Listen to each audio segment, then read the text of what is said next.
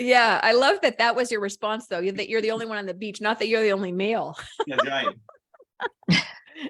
That's pretty funny. Okay, live stream is happening now. So I've got us live. Excellent. All right, so let me go ahead and remove that. And I will get us recorded.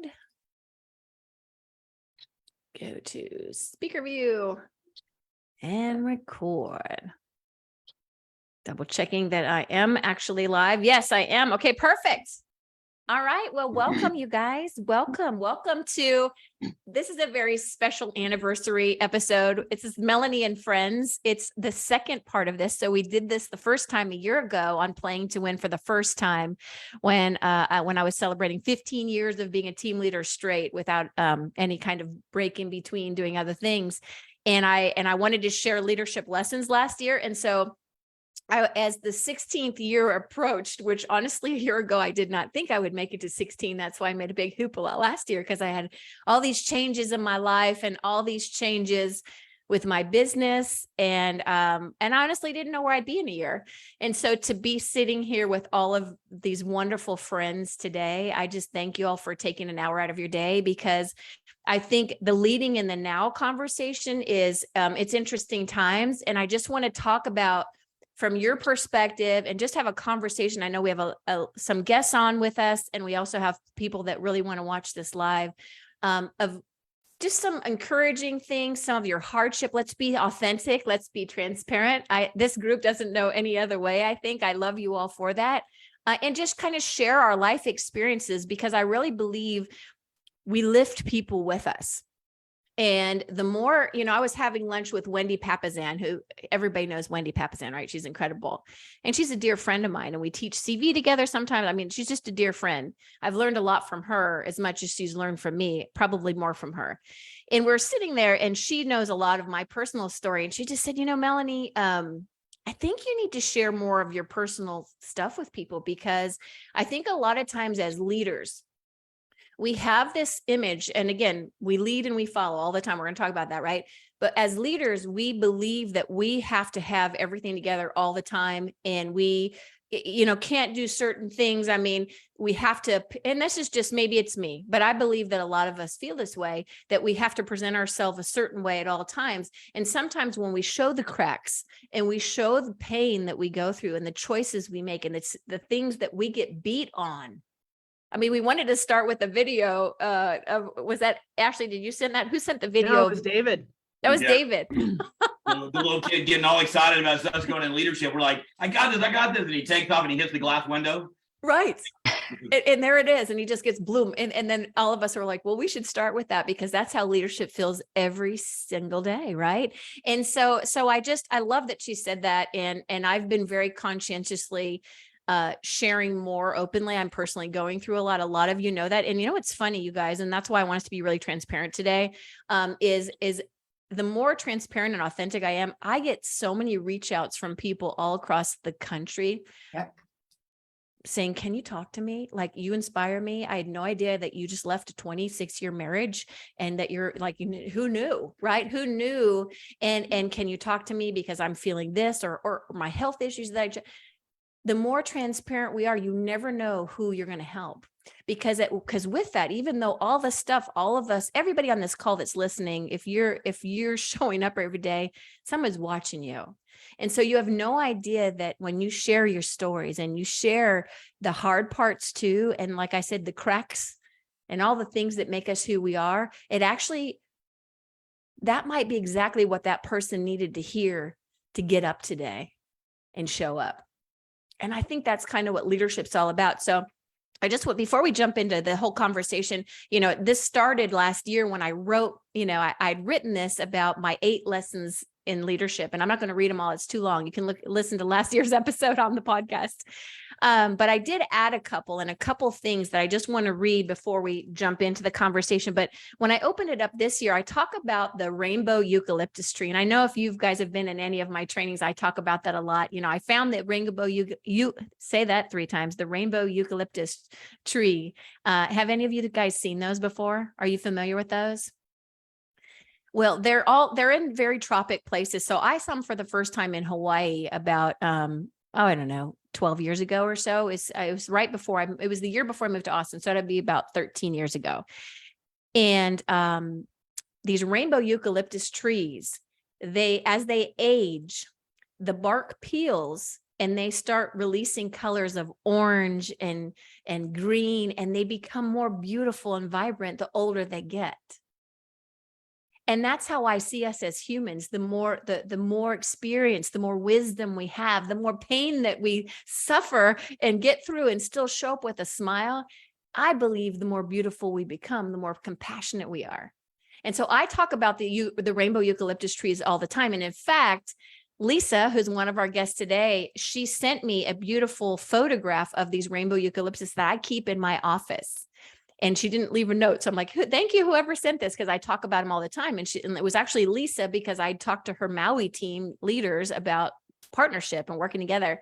So Lisa and I just took a picture in front of that when she was just here a couple of weeks ago, just to remind me every day we get more beautiful as people, and the work that we do together as people, the 10 relationships of our friendship on this call, all the things, all of you in here listening that we know, or who listen later to the podcast, we're all more beautiful because of these relationships that we have, of what we endure through life. And so I opened up with that.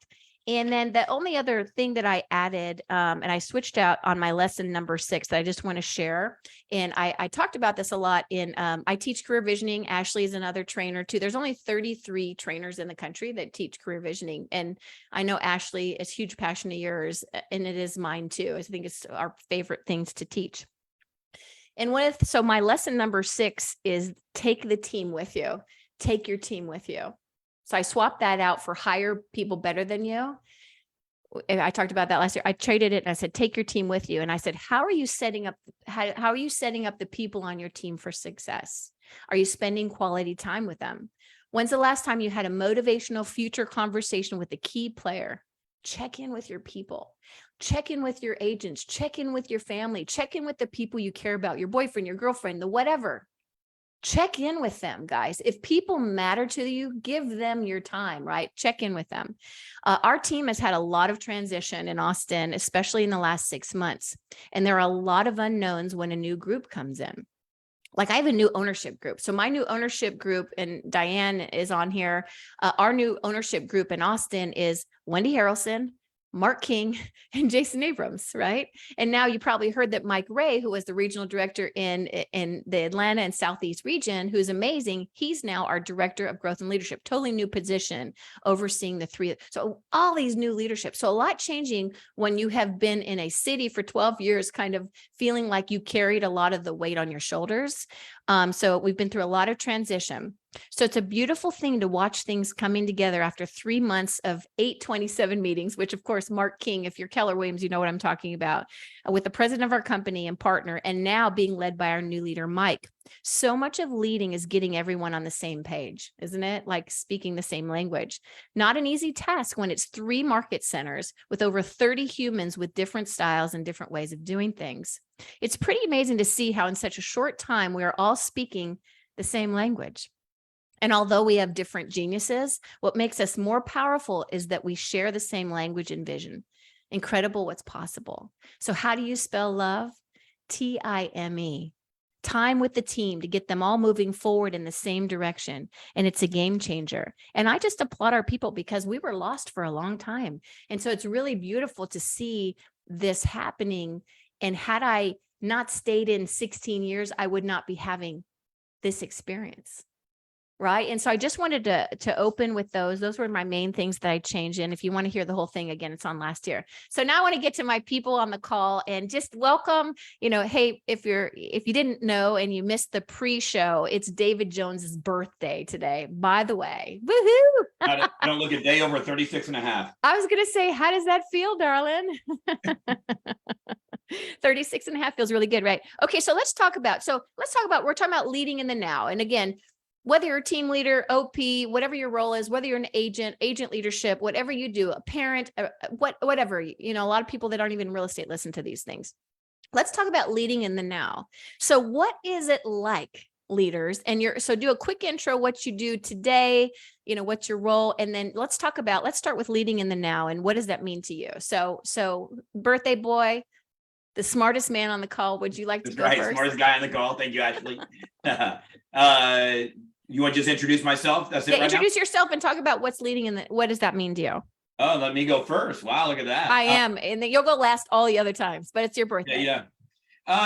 So my name is David Jones. I am a bull coach, owner. I have ownership in some market centers, KW, and the most exciting part is I get to go on vacation and work at KW in Cabo.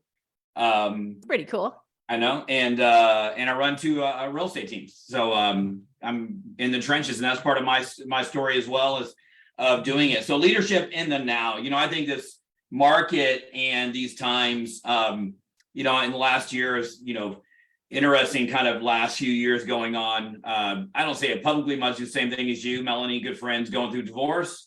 And one is not, it's kind of, you don't learn how strong you can be until being strong is your only option. We've heard that kind of saying before. And so this, it's been interesting about learning about life and a lot of things we learned. And I don't think we really truly learn, like you hear a lot of things, like Gary says, the 5 people you're around, protect your circle. You hear all these things and you go, yeah, that sounds good. That's awesome. Oh, I love that idea. Until you really when you really hit a place in your life where you're going, oh, now I get that. And so, I think that's like a lot of times we try and do in the boardroom is help people self-discover so you don't have to hit those lows. And, so my life lessons and leading in the now is here's some things, actually, this is kind of what I journaled in here, kind of getting ready in here. It's not long and it's different because where I'm at in my life and what I've learned in the last year or two with my mom, losing my dad a year and a half ago, and my mom going into dementia. And the cool thing about that is I get to tell her the same jokes every day. So, and they're still funny. That's right, exactly. So I even told my mom that, and I said, and she laughed. So, here's some lessons I have. And things don't matter, people do.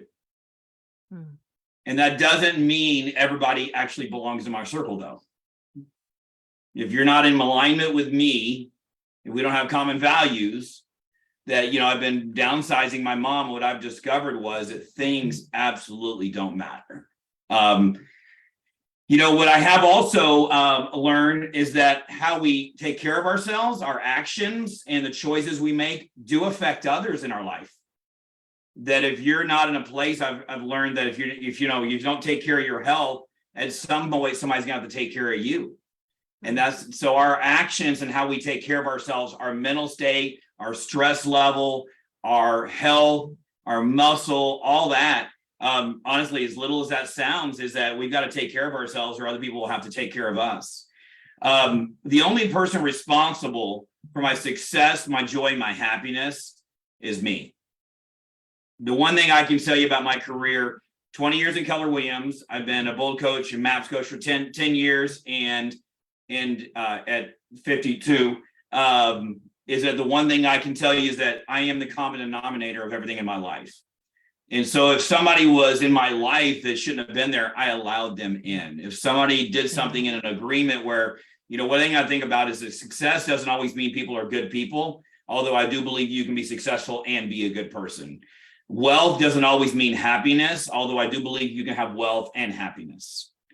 And so I think those are important aspects of in there. So, David, real quick, can I jump in on that? Because I love that you said the only person responsible for my success is me, and you could change that word success to anything.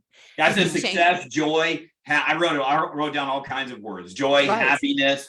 I love that. And the only common denominator in my life is me. That's right. So as I grow and I learn and I see my kids, you mentioned Diana a while ago, or y'all mentioned about the sandwich life, is that's where I'm at. I got 20 and a 24-year-old, and I'm taking care of my mom. So that is, you hit right at home on that one. And so what I think about when I think of things like life by design, and obviously in bold, that's what business objective or life by design is, that to me, it's about freedom and peace. And so it's not that this money's not important to me. I do need money to create freedom and peace. And so because I want to make sure that I have passive income, a create a free life, what Gary teaches a lot in there. And I think the last thing is don't let others or any other external forces. I think I made choices based on what I thought other people think I should be doing. You would be great at this. You should do this. You'd be awesome at that. And I bought into it, hook, line, and sinker. And so I need to determine, then you see a job opening in our company, you're going, I'm qualified for that. I should go do that. And then we do things for the wrong reasons. And really the ultimate reason is going to be freedom and peace. And what is the avenue is going to get you there? Yeah. So how do you judge that, David, when something's coming at you like that and you're like, instead of the, oh, well, this is the should do or the whatever, like, how do you keep yourself in check, Mr. Bold Coach, and all the other things you do, right? How do you keep yourself in check that everything's about freedom and peace for you? You got to go back to your core reason why you're doing it. If you're doing it, let's just take somebody who is getting a lot of props in the market center and they want to become a team leader. Okay. I probably talk more people out of the team leader role than talk them into the team leader role. and so they want to take the team leader role because everybody told them how amazing they would be. Now, I think the team leader role is a phenomenal role. Most of the people on here I spent most of my career with is because we were all team leaders at the same time. It was the best role I've ever done. And opportunity came, would I do it again? Not sure. Although you got to really love the team leader role to be a team leader. Mark Willis taught me that. He goes, you got to love even the stuff you don't love about it. So somebody can go, okay, is that feeding into the bigger picture of my world? Is that going to take me where I want to go? Or is it just because I got ego, or they're saying you're going to do great, or, all those things. I've seen team leaders move into the OP role because it seemed like the next natural transition. And I says, you got to remember the OP role is not the same as the team leader role. It sure isn't. And so, those kind of things like that. I've seen people do other roles, other things, because and so it's almost like that bold law is like, don't compare your insides to other people's outsides. Yeah. Comparison almost becomes the root of all unhappiness. Yeah. And we start comparing ourselves and saying, I can do it too, they do it. And instead of focusing on the bigger picture of that, what my ultimate goal is freedom and peace. Freedom and peace. It is going to take wealth to create that. The reason, though, is not because of the money, not because of the things. And don't get me wrong, I'll drive. I want a nice car, but that's not the ultimate prize, though. The ultimate prize is time with you're going to hit what you said, time with my family, time with my kids, go to see them, being able to sit and enjoy them and not think about what do I got to do? So those are my, and then the last thing I wrote on here is on this whole thing in this journey I've got to go on 100% faith. And faith is this. The truth will always come. You go in a relationship, all things are going to come to surface. You're going to go into a new endeavor. You got to, at some point, you just got to go on faith and know the direction you're going and be okay that if it changes directions in the middle, that's okay. I love that. I love that. Thank you, David. Who wants to jump in? I'm usually just jump in if you want to go next. I want to know I think this is the most important question of the whole thing is what is leading in the now look like for you? Yes, go. No, I just was going to say, I think David copied my notes or I copied his or something, because I literally was like, okay, these are all little points on there. But no, I think everything you said, David, I literally. Well, who are you, darling? Oh, I'm sorry. Hi, I'm Tanya Toops, and I have been in the team leader role now for just about 9 years. Been an agent with KW for 18, and I live in Baton Rouge, Louisiana, down here in the South where it is so hot and humid. But I love it. And I agree. The team leader role is one that I did not seek out, though I think if I look back, leadership has always been a part of my life in anywhere that I was. But I tell people all the time, even though it's hard and when it gets hard, I still love it. Even the parts where I want to bang my head on the wall, I walk and there away. are those. I mean, that's just lately, life, but it's right. life. But and I didn't mean to interrupt. Someone else can go if they want to. No, you go. Finish up.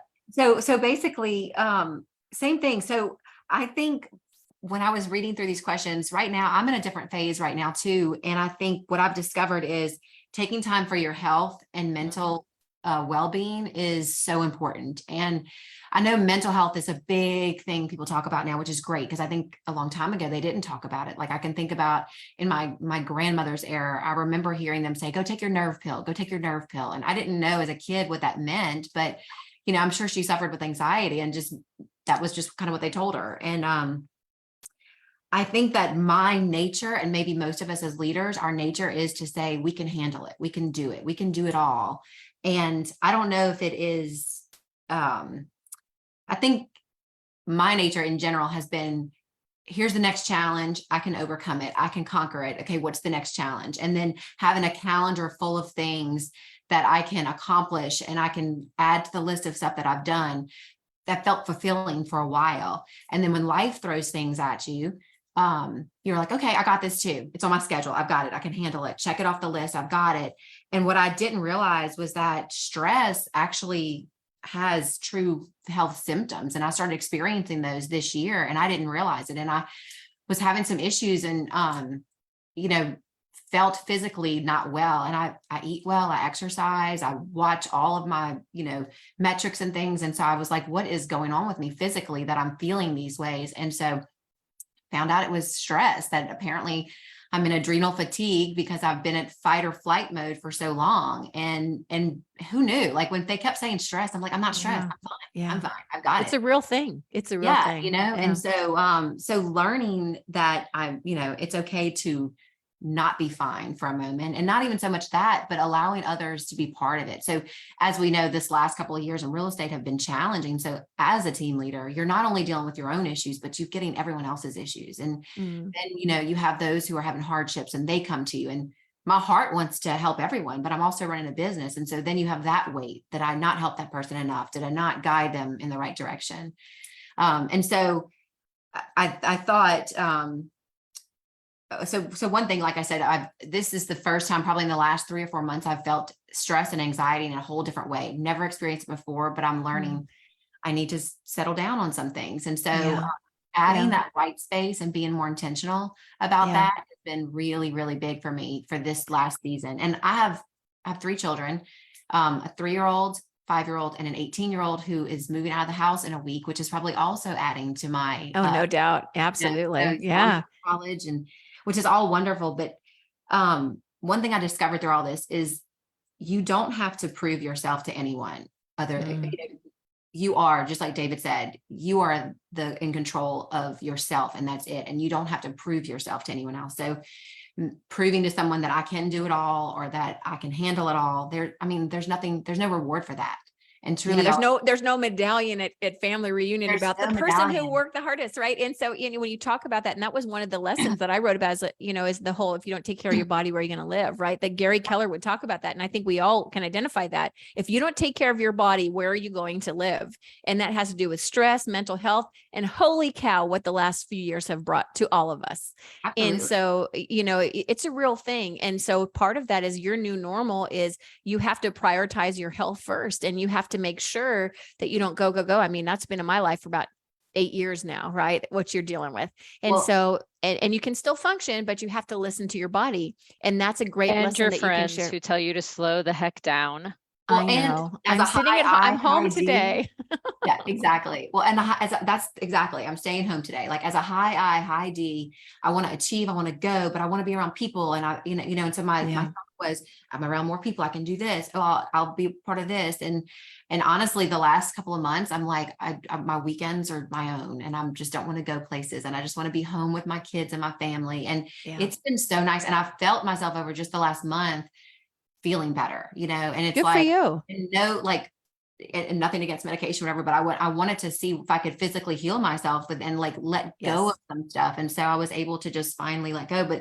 But the lesson from that is not only do you not have to prove yourself to everyone, but we're not meant to do it all. We're not created and designed to do this life on our own and by ourselves. We are meant to share and to allow others to be part of that. So that's where I am now. And I love it. Thank you for sharing that. That's leading in the now. And I think that's very real, right? That's very real. And a lot of people are dealing with health issues they didn't have. I mean, we have a whole society that deals with this. So yeah, I love that that's yours. Thank you for bringing that up, Tanya. All right. Who wants to go next? Go for it, Michelle. I'll Michelle, go quick. then Ashley. Okay.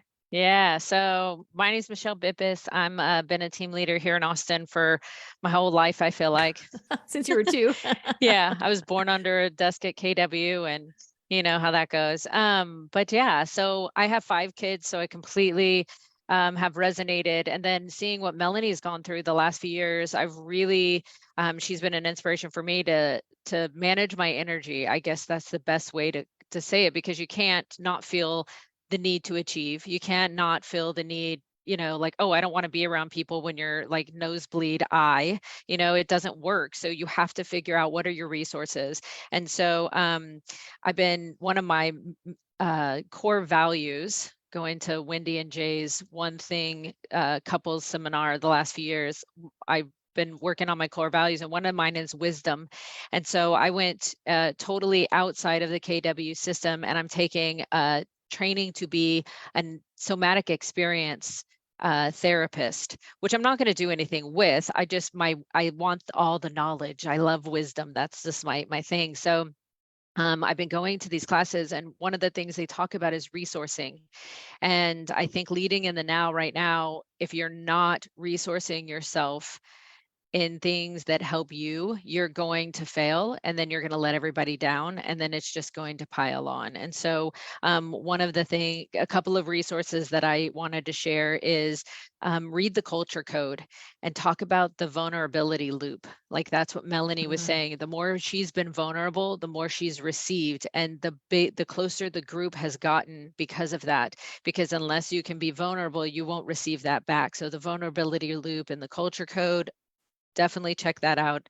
In maximizers, the accidental diminisher, like don't do that with your people right now. And everybody's at a different spot, but since 2020, I think that everybody is very, very on edge. And I think that not being an accidental diminisher is huge.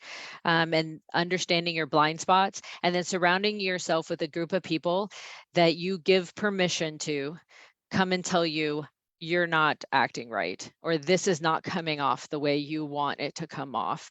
And really having that not even self-awareness, but awareness from other people who know how you want to show up in your true heart and help you show up that way. I think that's really important. And then there's a podcast that Brene Brown's doing with a person named Schwartz Gottsman, maybe, but either way, it's called The Love Prescription. And I've been listening to that. Really, really good. So all of those things. And then the one last thing that I'll leave everybody with as a really cool resource that I've tapped into this last year is we all goal set. That's just our personalities. We're leaders. We're going to teach everybody to goal set. But have you taught anyone how to fear set? Instead of goal setting, it's called fear setting. And you can watch a real quick YouTube on it. It is completely from 4-Hour Workweek guy, Tim Ferriss. Tim Ferriss. Tim Ferriss is the one who came up with it, and he sets his fears, and it gets rid of all the what ifs. And leading right now, if you can teach your people how to fear set, then it pretty much diminishes their fear, and they're able to move forward in their true self. So those are my resources that I'm passing along to everybody. So good, Michelle. MB, way to bring it. I love that. And thank you. And, I'm learning from you every day, resourcing. Because one of my addictions, and I think Tanya and I have similar personalities this way, is I take it all in, I carry the weight, I have to be all things. I think that it's all here, right? Because leadership's an inside out job, right? It's all within our ears. And I've watched you resource and continue to grow yourself. And I think that's a beautiful thing as leaders that we do that. So that was amazing. Thank you for sharing that. All right, Miss Lund. And it's been so fun, Michelle. I can remember years ago, you being a baby team leader in a room. And it's just been so much fun to watch you grow and really thrive in the role. And I think back, I was just looking at Jennifer. What year was it when we were on stage at Mega Camp together? Tumors? It was either, I think it was 2012. Okay. Yeah. And I remember being so intimidated by that experience, and also having the sense that, we got through 2008, 2009, and we kind of not arrived, but, we were valid. Mhm. And there's no way, that was what, 11 years ago? No way I would have been able to predict all the challenges and lessons that we would get to grow through Yeah. in this decade. And same way, I thought, well, we got through COVID. You know, we all pivoted, we all learned a lot. Our leadership definitely grew. If it didn't, I think you're probably out of business. And then in this last 12 months, I was expecting maybe just a little time to breathe. And the reality, I think, is there isn't that. You might get a day to breathe, but the bigger our worlds are, the more people we have responsibility for and influence over, the bigger the challenges are going to be, and every single day. So anybody else kind of sometimes feel like it's whack-a-mole? Every Uh, day.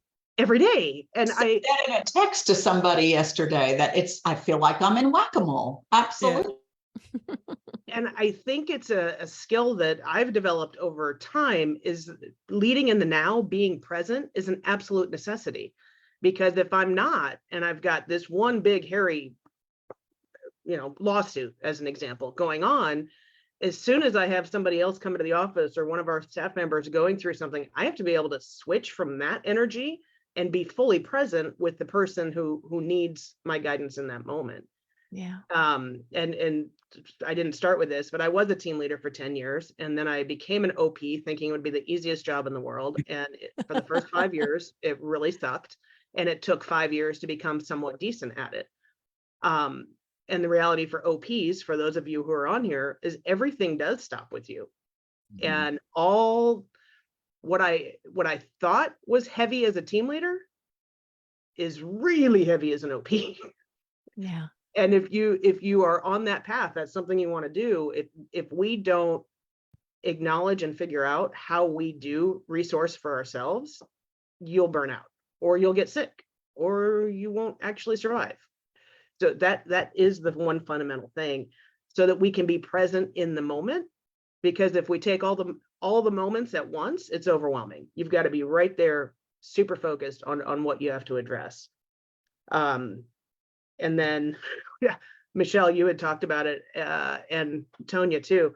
The adrenal fatigue and addiction to cortisol is a real thing. It is. And some of us, we're addicted to it. So we run towards the problems. We want to be the firefighter. I would say, look at your calendar and make sure you're counterbalancing that time intentionally and scheduling that first. Because when you get to the adrenal, it can take years to get your body out of adrenal fatigue. Yep. Yeah. By the So way, this is Ashley Lunn speaking. If you're listening on the podcast, her name is Ashley Lunn in the San Diego area. Thanks, Melanie. I want him to know the awesome person who's talking right now. So the other thing, I have reminders around me all the time, and I put this one up last year. I'm not afraid. I was born for this. And I have to give myself that reminder sometimes, because the fear does take over, and that's not a powerful place to lead from. So my belief, we've all heard it, right? God doesn't give you more than you can handle. What if he gives you the things you're actually supposed to handle? Like, there is a purpose in every major challenge. And so I look for that purpose even as the thing is happening. That gives me a little bit of relief. I love that. I love that. That's so good for leading in the now. Thank you. Okay, let's go to Jen Toomer and then Diane, just so y'all ready. And then we'll go Jen Lewis after that. Leading in the now. This is the last 6 months have been exceptionally challenging. Last 4 months for me. And I think one of the leadership lessons that I have realized, I always tell my agents, we know, and then we know in our heart, and then we know in our gut. There's like 3 stages of knowledge and understanding. And it's why we feel like we relearn a lesson deeper and deeper and deeper. So mine's a little bit different. I would say success through others has been at the forefront of my life as a leader this last year. A lot of y'all know I lost my dad almost 3 months ago now, unexpectedly in a car accident, and figured we had many, many years left with him. And I spend every Saturday with my mom and dad. I take dictation for him as he writes and does his authorship and things like that. And so it was just this massive loss that came out of nowhere. And as I move through it, I think the lesson that I've learning a lot. I dropped my phone in the middle of the hallway in our office when I got the phone call. And then I didn't pick it back up euphemistically for about 3 weeks. And our office ran fast, hard, results, profit, recruiting, nothing stopped. And I was not involved at any level at all. And what it showed me kind of on the other side of that is this success through others that we talk about a lot, and it's in our 4 duties. Was a team board to take charge. They knew their role and they leaned in hard and they succeeded. And I realized as a team leader, I got to enjoy, while my experience was not enjoyable, I got to enjoy the fact that we had a team that could keep this place cranking, not just stable, not just running, but growing in my absence. And so that has caused me to look around at the talent that we have and continue to say, okay, how do I attract more talent? How do I bring more of those people into our world? And the reason I think that they are successful is, number one, they are talented. They're incredible leaders. I mean, all the way down to the front desk, not just like the MCA or the assistant team leader. But what I think has made that flourish and happen is that I am surrounded by a group of people, and I intend to lead as such. And I know I don't do it perfectly, where no one has ego. There's no ego at all. Nobody cares whose name is on the flashing lights. Nobody cares who gets the credit. All we care about is doing our job at a very high level together. It's a we go, It is a we go. And not a so me go. Yeah. it's caused me to look at ego and examine myself daily, make sure that, I mean, you have to have some ego, right? Ego is not bad. It's Right. gotta have a little swagger, a little confidence to do this job and to be a leader. But does it drive you? Is that your intention, or is it just a part of your DNA and your composition that you're confident? So I would say success through others has been a lesson I've learned very deeply this year, and want to continue to grow in that, because man, what freedom does that give us when I heard every single person say, everything is on me, I'm the firefighter. That's who we are as leaders. We will go fix the problem. If there's a problem, we're going to go take charge and fix it. And that's not bad, but it's not scalable. Yeah. And then the second lesson I've learned, and then I'll do this one real quick and then I'll shut up, is reminder that I have an office of 480 agents, and I have been reminded that you can make 479 agents happy, but you can't make 480 agents happy, and that's okay. As we've dealt with immediately after that, many of you saw, we had the girl who was supposedly abducted off the highway, and that consumed our life, as her mother was an agent in our office, is an agent in our office, and turned out to be a hoax. It's been a massive thing in our community. We've wanted to protect the reputation of our community and handle it correctly and lead our people through that correctly at a high level. And, 5 will come in here and say, man, you did a fantastic bang up job. Like Olivia Pope couldn't done it better. You kept us through it. And then there's always one, right? You Yeah. mishandled this top to bottom, you're terrible. And I just had to go, man, that's okay. That's okay. You don't have to like me, and that's okay. How do you do that though, Jen? Because that's something I struggled with for years. Like, I'm so acceptance now of like, you just, what, and sometimes it's not even about you. You could do everything, that's all the things, and they still wouldn't like you, whatever. Like, I've so let go of, there are other reasons out of your control. You just won't be liked. How do you deal with that when, do you just let it go off you? And I always talk about Aikido, like you let that energy go past you and you focus on the good. Because why do we focus on that one? Like, how do you stay in that positive and lead in the now to think about all the good that you are doing? Yeah, I think it's the mental diet. And, I love those words. They used to use that a lot in Bold, the mental diet, and in the early age stages, Yeah. years of Bold. I think it's, I do self-reflect, first of all. Okay. Is there validity? Don't just come out and fight, and be defensive. Is there validity? And if there is no validity, then I go through the same exercise my coach taught me years ago for all the people pleasers in the world. Did I cause it? Can I control it? Can I cure it? If the answer is no to those three things, it is a mental discipline exercise of like taking it out of my head and putting it to the side. And if I look back and I'd have done everything differently, given the same set of circumstances, if I'd have done everything the same, whatever the situation is, you just have to decide, because decisions are more important than our feelings. My feelings may be hurt, but my decision to not be affected by this is a choice I get to make. Nobody makes me feel any way. I have control over that. So I'd say that's how I get past the people pleaser in me that wants everybody in the world to love me and think that I'm doing a good job. And it's just not statistically possible. Yeah. Well, it's like you're setting yourself up for failure, honestly. And as long as you're human about it and you say, okay, is there truth to that? That's the first thing I always ask. Okay, where's my DNA in that? Is there any truth to that? Could I have done it different? Like there's always a lesson there, whether it's true or not, but the Sure. impact it makes on you, I think that's where the differentiator is like Right. that, not letting it in like, oh man, that punched me in the gut, Jen, right? Like that, because that can be the case, when you're leading and you give so much of yourself to what we do, it's just so important that, okay, and just allowing that to be, it is what it is at that Well, moment. You mentioned several people here mentioned the word energy, as we've talked about it, and I won't go into my big take on it, but time, energy, money, I don't have to do anything to get another 24 hours tomorrow. I open my eyes, unless the Lord takes me home, I open my eyes, I got a new day. Money, I can lose it, I can make more, I can get it back, I can grow it.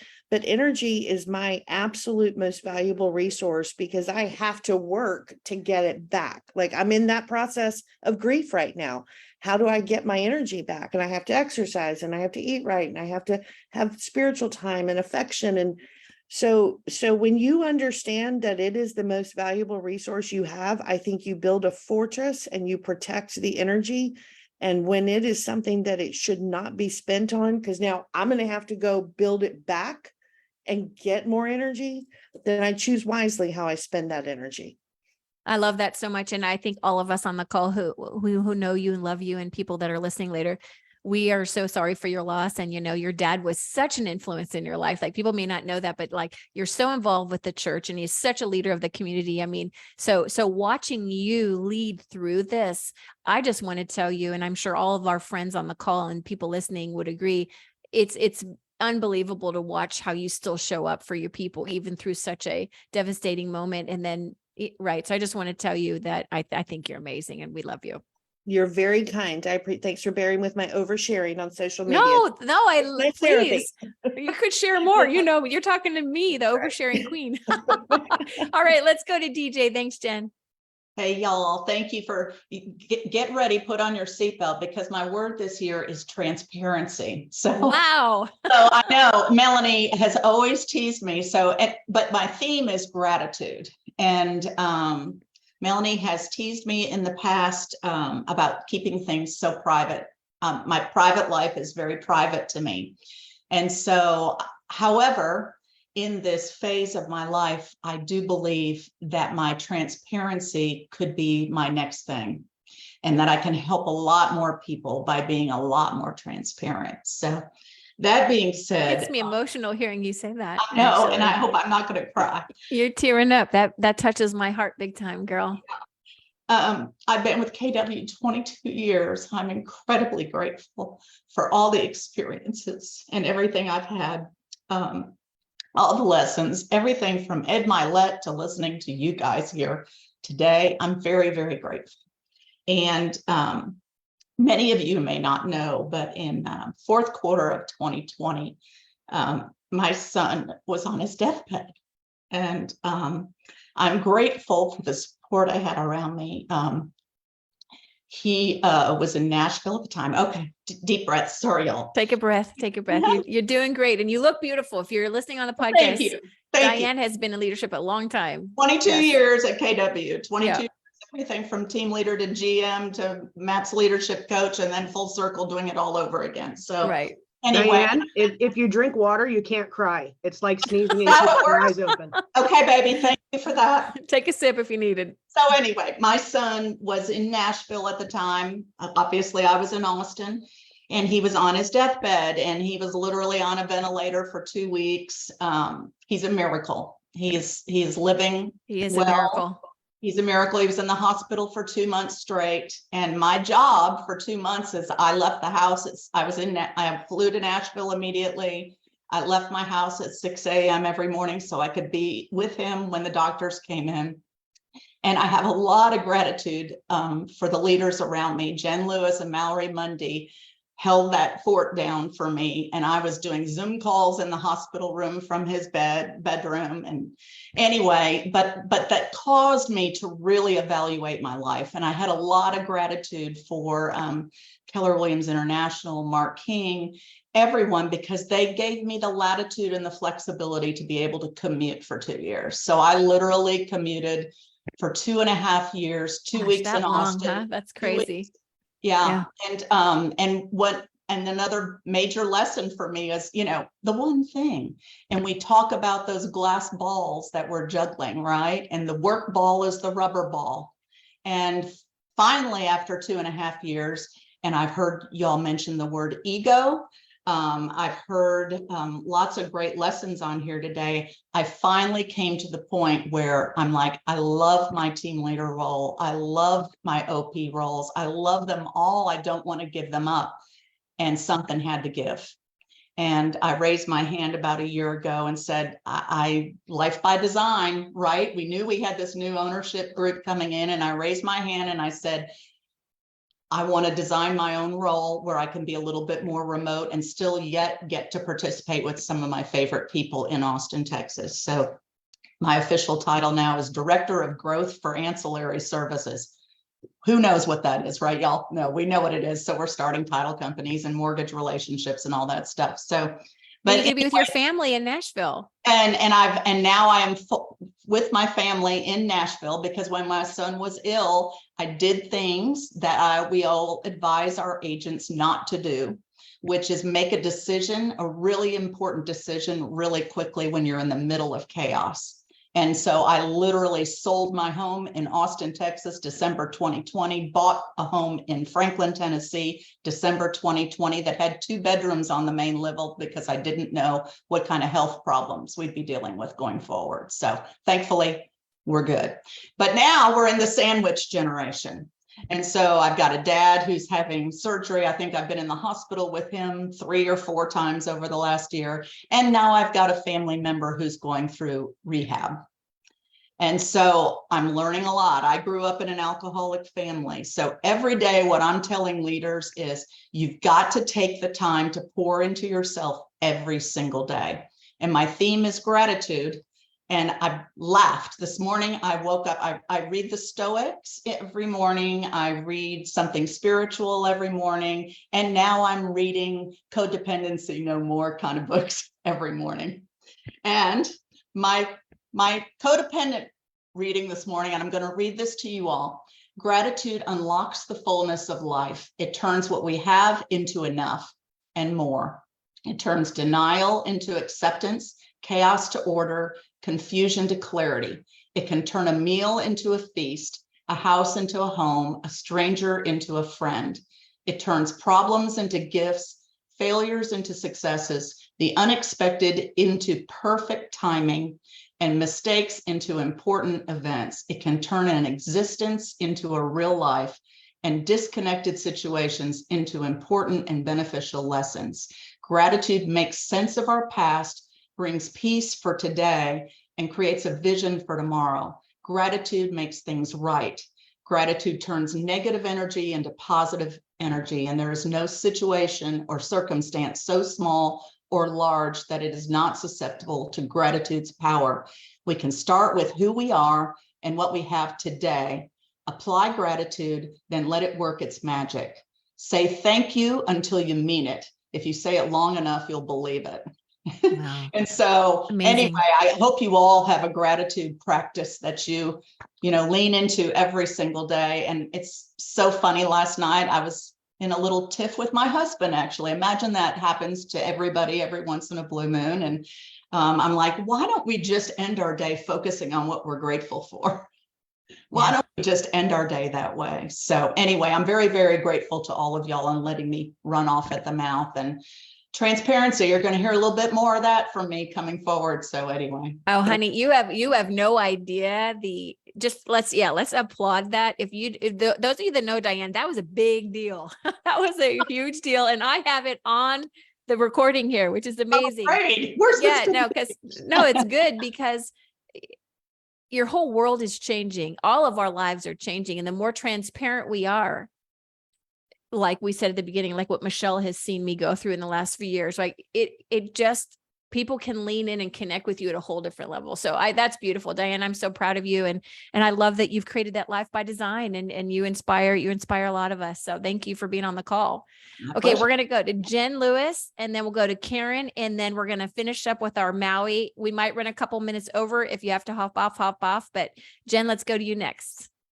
Yeah, gosh, Diane, following you, I have to say, and also listening to everyone else on the podcast so far, is being vulnerable and transparent is so important. And I have gratitude for you and for Melanie. You both supported me in my first 2 quarters as a team leader, and I'm not going to cry either, as my mom was diagnosed with glioblastoma and passed away. And I don't think that and that was the first quarter of 2020. So it made it very easy to support you in the fourth quarter of 2020 when the tables were turned. But I think that we look at other people's outsides and judge ourselves and forget that there's so much going on for all of us. It's one of the lessons that I've learned. I learned it sitting with Ashley Lunn on a bus to Mega Leadership. Not Mega Leadership, Mega Relief back when Harvey hit Houston. And we sat down, we knew each other, and started talking about the fact that her partner and my dad had the same super rare disease, who I lost a few years back. And you just never know what's going on for someone, and you think so highly of them, and you think, look at their life and look at where they are. And I want to do that too. And there's broken pieces of all of us scattered throughout the journey. We've stepped on glass, right? One of the things that I'm super grateful for in Keller Williams, and I'm Jen Lewis. I've been with Keller Williams for a decade now, which sounds super weird to say. And I was an agent, a team leader. Now I get to wake up every day and think about how to help all of our team leaders across the US and Canada. And since my husband is the vice president of KW Worldwide, I think about worldwide team leaders too. But we talk about self-mastery and being learning-based. And I tell the students that come for the classes that I get a chance to teach here that it's a journey. And fortunately or unfortunately, however you look at it, it is a never-ending journey. It doesn't stop. There is no endpoint. There's no place that we're trying to get to. And that broken glass is there, and we step on it and we get bruised and cut. And how we pick ourselves back up and continue down the journey is something that I've unfortunately had to learn several times in the 10 years I've been here. And I think, to Diane's point, and everyone else on this call, the more we can be vulnerable, and Melanie, you talked a lot about this, and transparent, the more people understand that we're all human and we all have had something, and we can all be better when we know how, and we lean on each other when we have those tough moments. So that's my first leadership message. I love that. And Jen, don't you think it gives people hope too, though? Not that they Absolutely. want you to have things, but when they know that Jen Lewis just choked up, and a lot of us have health issues, all the things, right? When they hear that, it makes them see that we also have stepped on, or we are continuing to step on the broken glass. We all have this damage in us as well, and yet we show up. I think it just gives people hope that, okay, wait a minute, they're just human. They're just human, Yeah. right? All of these superhero people. And I think that that's so beautiful because it actually encourages people and gives them hope that, well, then I can do it too, right? I mean, heck, Yeah. the fact that Jennifer Toomer for 3 weeks didn't touch anything in the market center because her team took care. That, wow, right? That's leadership at its finest. That's amazing. So continue, please. I'm sorry to interrupt you. Yeah, no, it's probably one of the most important lessons that we learn through our experiences, and we learn through other people's experiences. So pay attention and listen, and ask when someone's having a hard day. We also talk a lot about E to P, and a lot of times hitting the ceiling of being an entrepreneur, trying to go into something purposeful, shows up as emotion. So does that difficult moment, those moments where we've fallen down or we're walking across glass, and we don't stop and ask people, how are they? Or is something going on for you? And even when they don't want to be fully transparent in that moment, the fact that you asked, I think, means a lot to people. And that really leads me into something that I think right now we need to do the most for people. And that is, we're in the most difficult market that many of us have seen in the last decade. And so people are struggling. Whatever they're struggling with, it's real for them. And there's a great book, The Gap and the Gain. Love We're that not book. My favorite book from last So year. great. Yeah. Yeah. We're not celebrating the gains. And every step we take forward on our journey, everything that we move past, every fall, every bruise, every broken glass piece we walk on is one more step forward. And we have to acknowledge and appreciate the gains that we have, because it's the most precious thing that we have the opportunity to celebrate at any given time. So start really celebrating your people's gains more than you think. They really need it right now. They really need that, right? Because you think about, and I talk about that all the time. So I love that you brought that up. Thank you for bringing that up. Because when you think about, Jen, go climb that mountain, and you go all day and you go, and man, it's the market and it's hard and dodge this and do that and all the things, and the sun's coming down and you're looking and it's the end of the day and you're not at that mountain quite yet, right? And you look ahead and you can either say, wow, look how far I have ahead of me still. I still have so much more to do. And then I turn you around and we look behind you and I say, oh, but Jen, but look how far you've come. The energy shift in your body of yeah, you're right. Look how far I've come. I can do this tomorrow. It's the same reason the gap and the gain is so important about transparency and authenticity, is that people, that's relatable. Okay, wait a minute. I have achieved these things. Stop and celebrate your gains. 100%. That will change that will give you energy. That will remind you that, if you're feeling sick, like a lot of us deal with health issues, you know what, but I'm feeling a lot better than I was a year ago. If I had COVID a year ago, I'd be in a complete different situation, right? Because we keep doing the work. So I love that you brought that up. Thank you, Jen. And thanks for being on the call. And thanks for all you do for the team leader community. All right, let's go to Miss Karen Prawl, and then we're going to Hawaii, and then we'll wrap. I think Karen jumped off, and I have to too, but I'm Okay. so appreciative of you guys to start a day with this much wisdom. Thank you.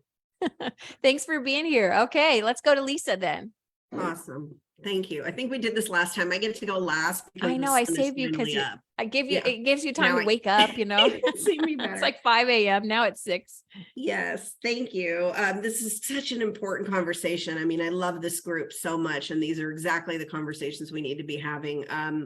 I'm Lisa Teichner. I'm the OP for KW Big Island in Hawaii, and also the sales director for our Team Ridge in Hawaii. And I was a team leader for 8 years in Maui. I launched the office there. And so you asked about what it is like to lead in the now and what does that mean to you? And I'm going to go with a theme that we've heard today a lot, and it is about being authentic, about being human. It's so interesting that so much of us came up with the same ideas that resonate, and although mental health, which has been brought up, has always been there, the challenges that people have faced, I think, from being isolated, with pandemic, the last few years, it has brought it to the forefront more. And it's been a taboo topic to talk about, especially when you're in an environment of success, which we are in this world, in this company, in this country.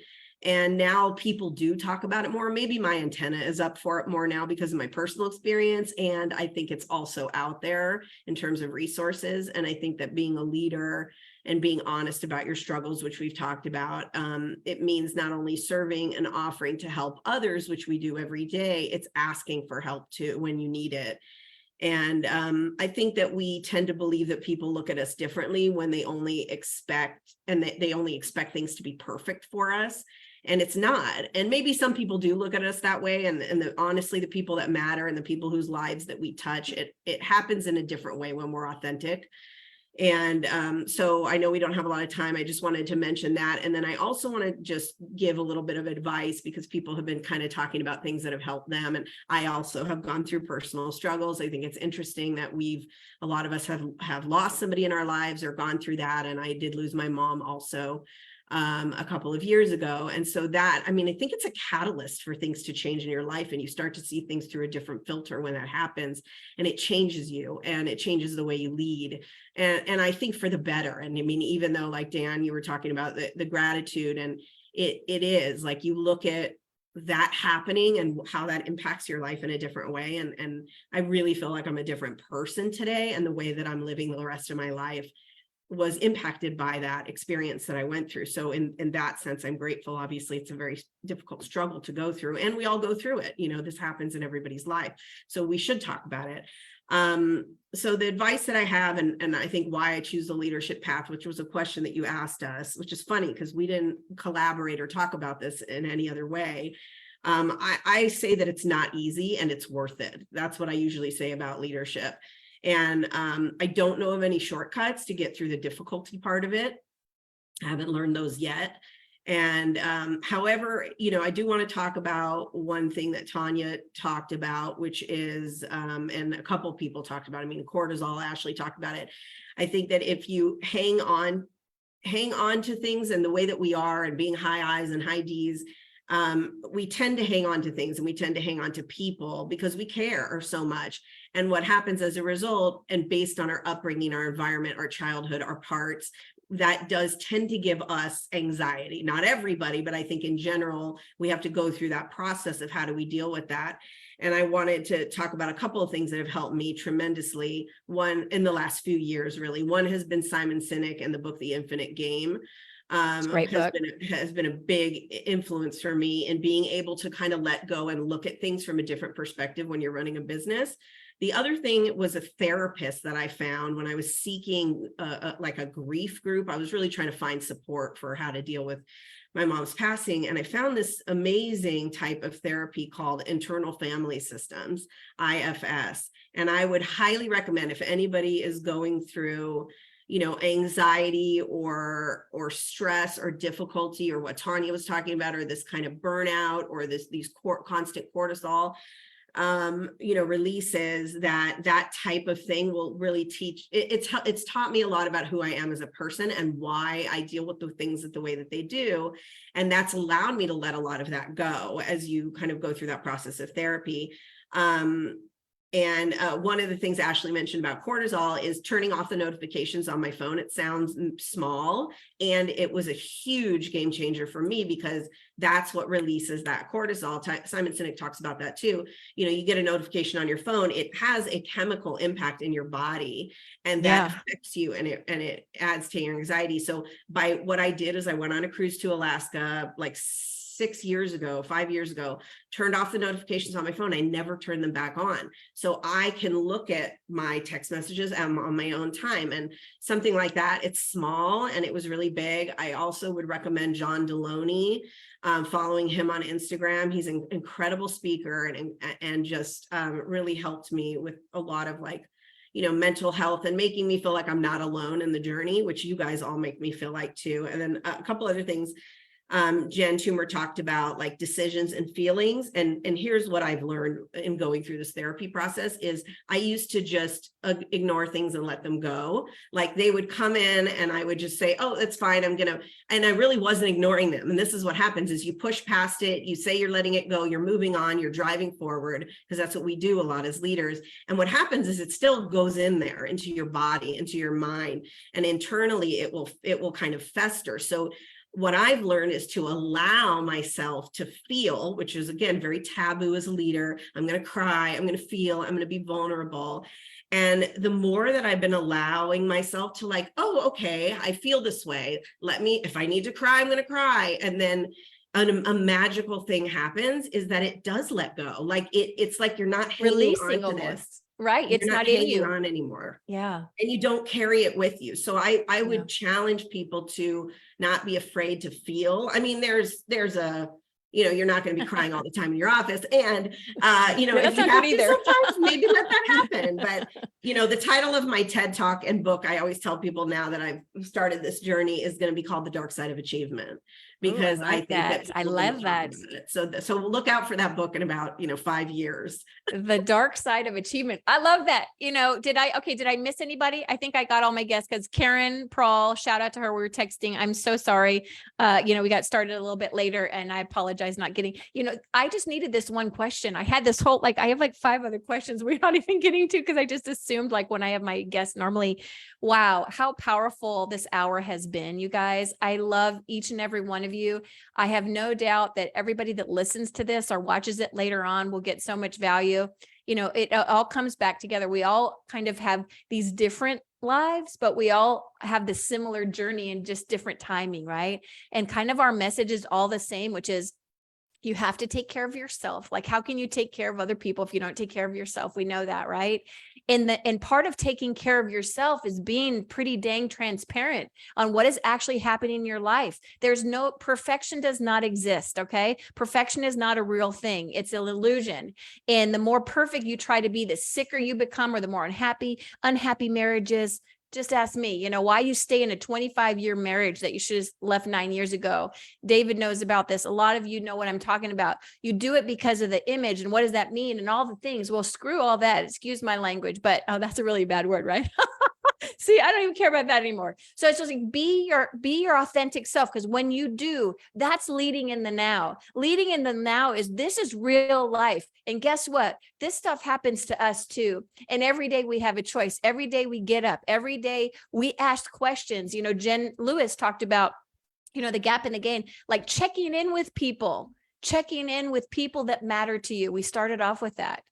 Most of my conversations is my people are in burnout that I get to work with. They're burnt out. All of That's us a in great life. book too, by the way. Burnout is a really good book. Is a great book. Okay, great. Yeah. See all these nuggets. I got to go back and write all these down after. But you think about what matters to you and helping people find their purpose again. And that includes you. Right. And so it comes all back to the whole, I just taught 6 personal perspectives last week. And, it's what is it? The 3 things before my plane crashed or whatever, that little short 5-minute video on YouTube. And he's like, if you could live your life differently, if you were given the chance to live your life when you thought you were going to die and you thought your plane was going to crash, and now your life is spared and you have another chance on life, how would you live it differently? And that's how we should live our life right now, guys. Live it now, because your time's not guaranteed. Do the thing, write the song, read the book, direct the movie, go on that trip, live with your loved ones, go to that concert, tell the people you care about, you love them, find your passion, what matters to you, because it's not guaranteed. So, one of the questions, and we don't have time, I'm going to wrap right now, is what's your tagline? And so for me, if you go on my Facebook, it says, don't let the world change who you are. Let who you are change the world. We are all beautiful. We are rainbow eucalyptus trees. We get more beautiful the more we grow and share and move forward through our challenges. And I just want to thank each and every one of you for being great leaders. Thank you for everyone who listened. I love you, love you, love you, and be your best self. And that means taking care of yourself. I love you guys. Thank you for being on the call. Thank you. Good job, Happy Melanie. birthday. Thank you. So good. Happy birthday, David. Happy birthday. Thank you, Melanie. Bye, guys. Thank you you so all. much. Thank you. Thank you. Bye. Mwah.